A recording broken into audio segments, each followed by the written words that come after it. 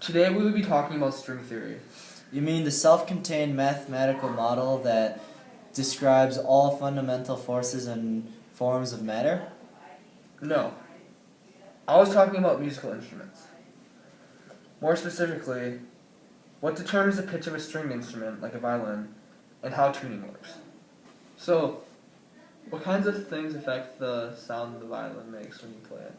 Well, there are three different variables which changes the pitch of a violin. First, the pitch of the violin is determined by the tension caused by the tuning pegs. As the tension increases, the frequency also increases, which therefore causes the pitch to go up, and vice versa. These are the tuning pegs, and this is the pitch of the string before any tension is added or decreased. As tension is increased by turning the tuning peg this way, the tension increases, causing the pitch of the violin string to go up. As it is lowered again, the tension decreases, causing the pitch to go back down. So, what else affects the pitch of the violin? Well, another variable which affects the pitch of the violin is the length of the string. Though all the strings on a violin are essentially the same length, the part of the string which actually vibrates can be changed by putting my finger down on the fingerboard. As the length increases, the frequency decreases, causing the pitch to go down. And as the length decreases, the frequency goes up, causing the pitch to go up as well. Here, the string is again played without any altercations on the length. As I put my finger down and decrease the part of the string which vibrates, the frequency goes up, causing the string to have a higher pitch. As I go back down on the fingerboard, from here to here, the part of the string which vibrates increases, causing the frequency to go down, which causes the pitch to go up.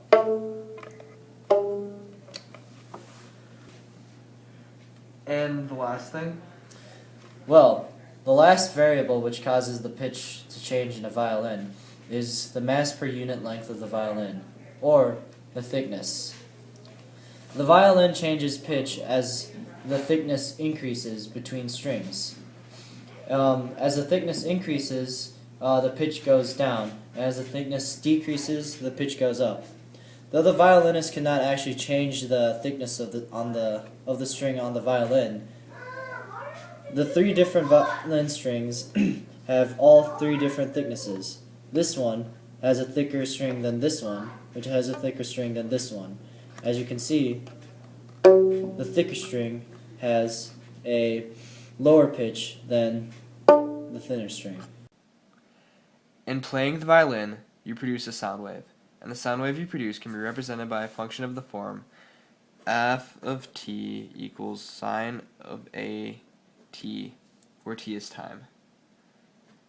Additionally, if two violins are playing simultaneously, you can add their sound waves to get the sound you'd hear. This is how tuning works. If one of the wave functions is a multiple of the other, the waves don't interfere, and you have a smooth, regular sound. As an example, if two sound waves have functions f of t equals sine of 30t, you can add them to get y equals 2 sine 30t. The graph looks like this.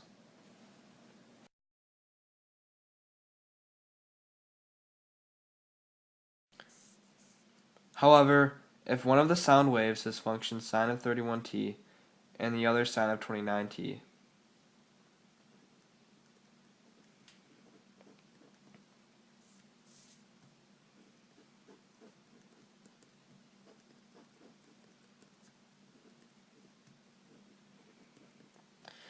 they add to give the graph y equals sine 31t plus sine of 29t.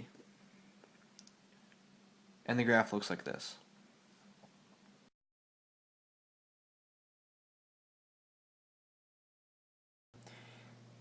To To get a better idea of what's going on with the graph, we can simplify sine of 31x plus sine of 29x as follows.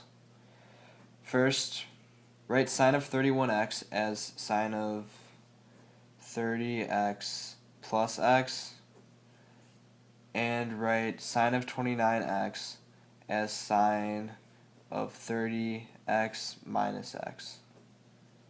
These biangle sum and difference identities equal sine 30x cosine x plus sine x cosine 30x. And the sine of 30x minus x equals sine 30x cosine x minus sine x cosine 30x.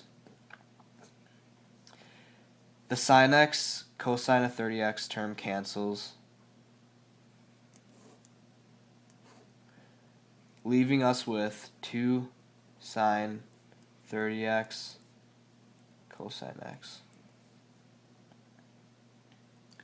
Now our graph makes more sense. So the sine of 30x term that we had in our first graph is dampened by the cosine of x term, which results in the irregularity of sound you hear when tuning a violin. And that's how tuning works. So, what's your opinion on how stringed instruments work now? Well, after our presentation, I think they've been unmasked.